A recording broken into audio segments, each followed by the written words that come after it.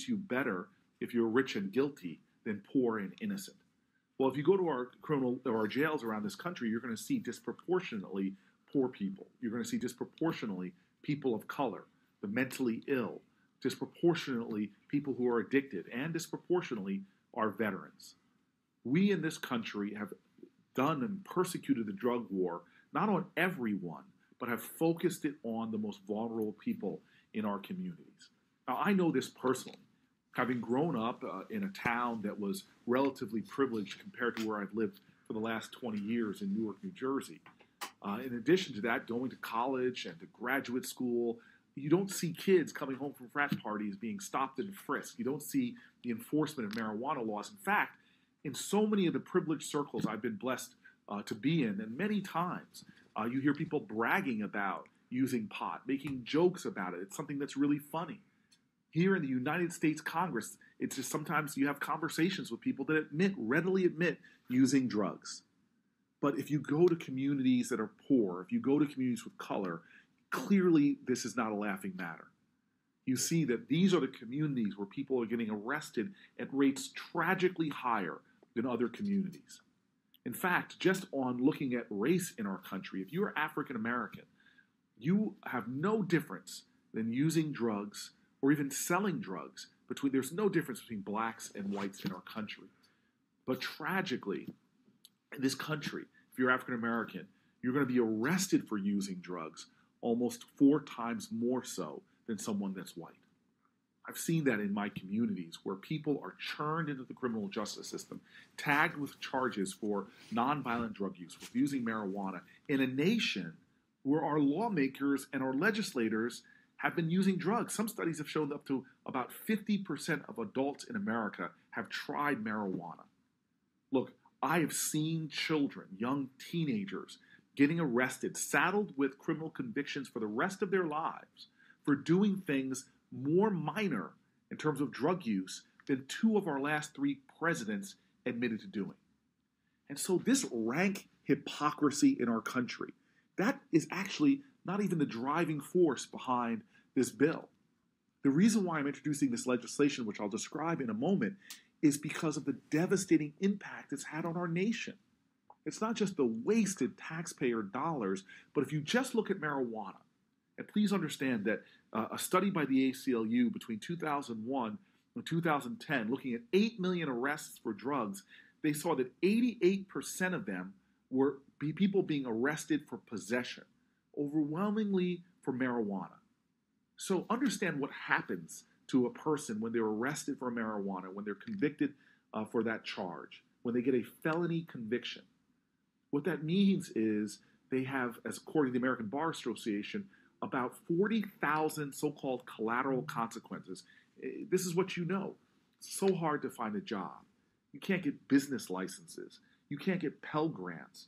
You can't get public housing or even food stamps. So many things are cut off to you. Now imagine if those arrests are overwhelmingly concentrated in certain communities, where you have the churning in of the poor people in those communities or the minority folks, or disproportionately large numbers of the black men in that community have been arrested for doing things that if you went to a college campus and really did the police work, you'd find that large numbers of those folks are doing those drugs. Well, what you do is you severely impact those communities economically. You create crises within families as people are being separated from their children. You hurt their long-term economic potential, so much so that there has been one study that I saw from a university that if we had incarceration rates just like our international peers, we would have probably about 20% less poverty in this country.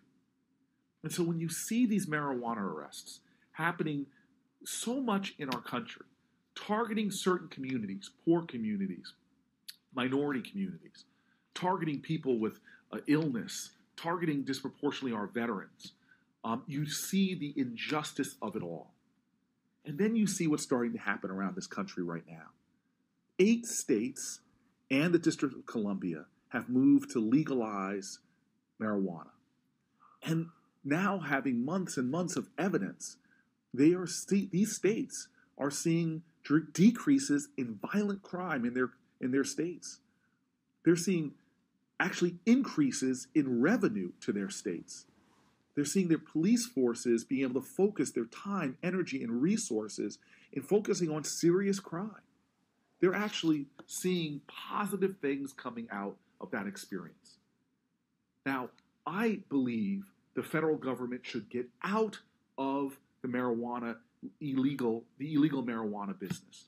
And it disturbs me right now that Attorney General Jeff Sessions is not moving as the states are, moving as public opinion is, but actually saying that we should be doubling down and enforcing federal marijuana laws even in states that have made marijuana legal. This to me is outrageous and unacceptable.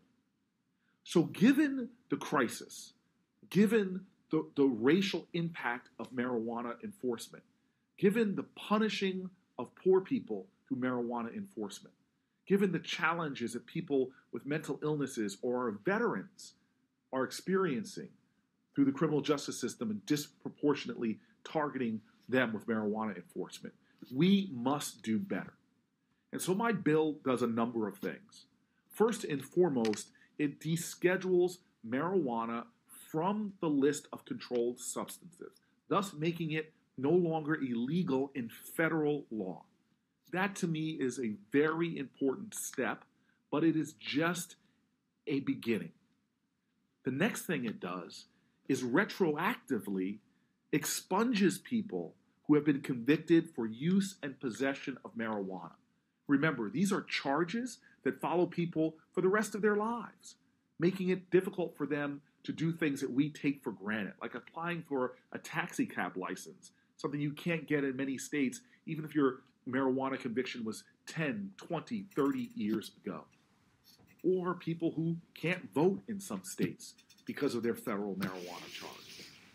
And so it also actually creates not only a retroactive expungement, but for people that are in prison right now for marijuana-related charges, it gives them an avenue to appeal to the courts to have their sentences reduced or eliminated. And then finally, because of the punishing of poor people, the wildly disproportionate effect on communities of color, often poor communities themselves, we create incentives for states, an incentive pool for states to change their laws, to stop continuing by enforcing the law in such an unjust manner. We believe that states should be moving in the same way, to legalize marijuana, to end racial disparities in enforcement of marijuana laws, and frankly, to end the disproportionate targeting of poor people. So this bill does a number of things that are critical.